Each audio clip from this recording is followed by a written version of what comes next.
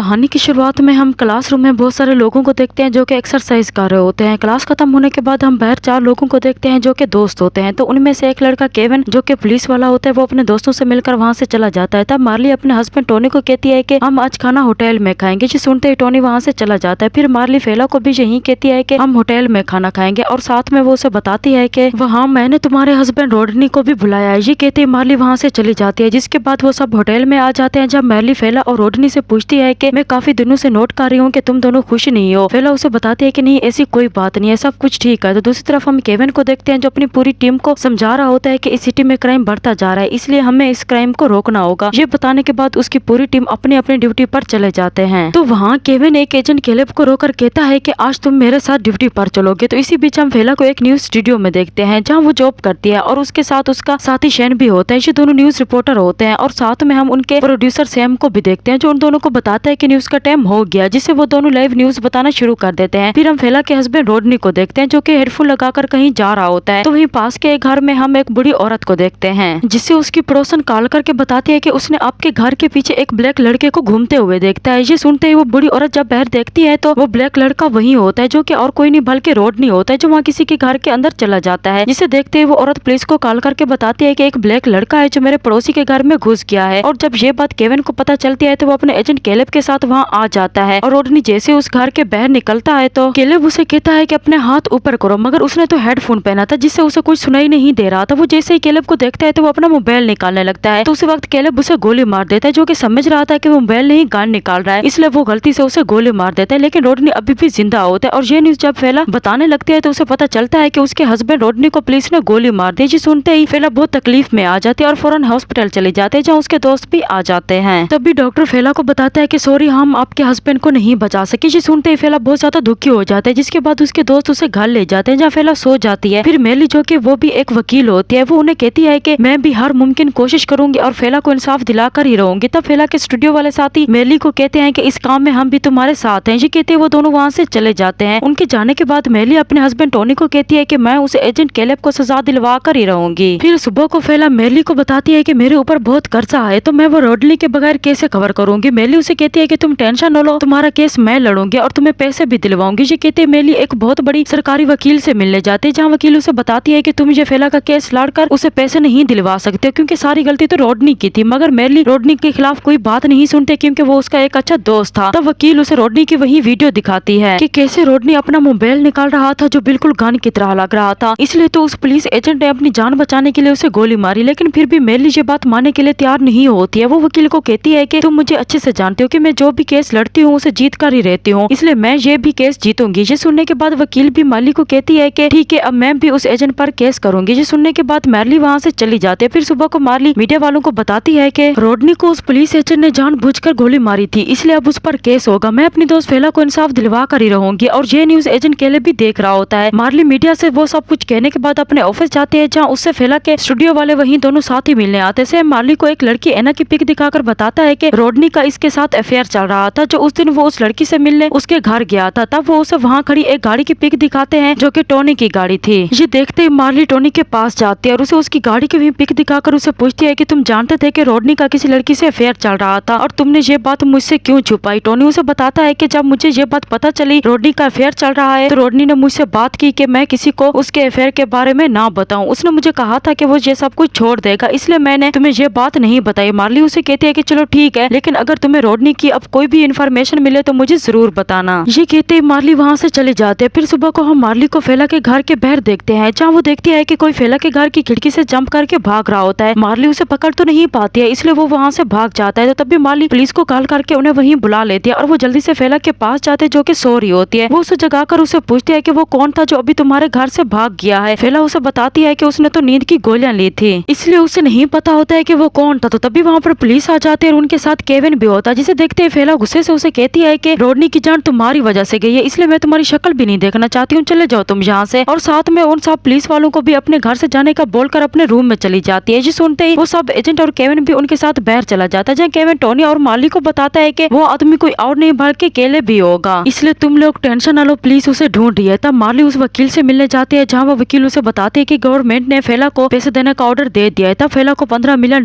मिल जाते हैं। फिर हम 4 मंथ के बाद मार्ली को देखते हैं जिसे सैम और शैन मिलते हैं। सैम मार्ली को बताता है कि तुम्हें पता है फेला ने अपना घर चेंज कर लिया है। मार्ली वो सुनकर काफी हैरान हो जाती है कि उसने घर चेंज कर लिया और उसे बताया तक भी नहीं। सैम उसे कहता है कि अगर तुम्हें फेला का एड्रेस चाहिए तो मैं तुम्हें दे सकता हूँ। मार्ली उसे कहती है कि नहीं, अगर उसे मुझसे मिलना होगा तो वो खुद ही मिल लेगी। ये कहती है मार्ली अपनी गाड़ी में बैठने ही वाली होती है तो तभी उसके पीछे एक वैन आती है जो मार्ली को किडनैप करके वहाँ से चले जाते हैं और वो किडनैपर कोई और नहीं बल्कि केले भी होता है। वो मार्ली को बताता है कि फेला को तो अपने पैसे मिल गए हैं लेकिन मैं तो बहुत बुरी तरह से फंस गया हूँ, प्लीज मुझे ढूंढ रही है, मैं उनसे छुपा हुआ हूँ। और वहाँ वैन में मौजूद एक लड़की भी होती है जो और कोई नहीं बल्कि वही एना होती है, जिसे देखकर मार्ली उससे पूछती है कि रोडनी का अफेयर तुमसे चल रहा था। तब एना उसे बताती है कि नहीं, मेरा अफेयर रोडनी से नहीं केविन से चल रहा था, लेकिन आहिस्ता आहिस्ता वो चेंज होता गया जिसकी वजह से मैंने उसे छोड़ दिया, लेकिन वो मुझे छोड़ने को तैयार नहीं था। तो तब रोडनी ने मेरी हेल्प की मुझे उससे बचाने की। और यही नहीं, वो उसे बताती है कि उसने केविन के घर के बाथरूम के एक ड्रॉर से फोन लगाया था, उसमें तुम्हें सब कुछ पता चल जाएगा। फिर सुबह को मार्ली अपने ऑफिस में केविन की ड्यूटी चेक करते हैं, जिससे उसे पता चलता है कि केविन केलेब के साथ जिस एरिया में ड्यूटी कर रहा था उसमें तो उसकी ड्यूटी थी ही नहीं, क्योंकि उसकी ड्यूटी तो किसी और एरिया में थी। ये सब जानने के बाद मार्ली को पता चल जाता है कि कुछ तो गड़बड़ जरूर है, इसलिए वो केविन के घर के बाहर जाते हैं जहाँ उसे पीछे से टोनी पकड़ लेता है। मार्ली उसे देखकर उसे पूछती है कि तुम यहाँ क्या कर रहे हो। टोनी उसे बताता है कि मैं तो यहाँ से गुजर रहा था, बस तुम्हें देख लिया। तो अचानक से वहाँ केविन भी आ जाता है जो उन दोनों को अपने घर के बाहर देकर उन्हें अपने घर ले जाता है, जहाँ मार्ली फौरन से बाथरूम में जाती है, जहाँ उसे एक ड्रॉर से चिपका हुआ मोबाइल मिल जाता है और वो मोबाइल में एक वीडियो देखती है जिसमें वो टोनी और केविन को देखते हैं, जिसे देखते ही उसे पता चल जाता है कि वो दोनों मिले हुए हैं। ये देखने के बाद मार्ली बाहर आ जाती है और वो वहाँ से जाने लगती है, लेकिन वो जब डोर को ओपन करने लगती है तो वो लॉक होता है, जिसकी चाबी केविन के पास होती है। मार्ली उसे कहती है कि मुझे यहाँ से जाने दो। तब केविन उसे पकड़कर नीचे गिरा देता है और टोनी उसे जबरदस्ती बेहोशी की एक टेबलेट खिला देता है। फिर टोनी मार्ली को उठाकर केविन के साथ एक बोट तक जाते हैं, जहाँ वो मार्ली को वही बोट में डाल देते हैं और खुद भी उस बोट में बैठ जाते हैं ताकि वो नदी में मार्ली को कहीं दूर फेंक दें। तो हैरानी की बात यह है कि हम अचानक से वहाँ फेला को भी देखते हैं जो वो भी उन दोनों से मिली हुई थी और उन तीनों की ही वो प्लानिंग थी रोडनी को मारने की, ताकि उन्हें मार्ली गवर्नमेंट से पैसा दिला सके। और ऐसा ही होता है, उन तीनों का वो प्लान कामयाब हो गया था। तब वो लोग मार्ली के हाथ बांध कर उसे वहीं पानी में फेंक देते हैं और मार्ली को वहीं होश आ जाता है और वो कैसे भी करके अपने हाथ खोल लेती है और वो फ्लेयर गन से फेला को शूट कर देती है, जिससे वो वहीं मर जाती है और साथ में वो केविन और टोनी को भी शूट कर देती है और वो भी वहीं मर जाते हैं। उन्हें मारने के बाद मार्ली स्टूडियो में जाती है, जहाँ वो सबको उन तीनों के बारे में बता देती है, जिसे सबको पता चल जाता है कि फेला ने जानबूझकर अपने हस्बैंड रोडनी को मरवाया था ताकि वो गवर्नमेंट से पैसे ले सके। और इससे ये कहानी यहीं पर एंड हो जाती है।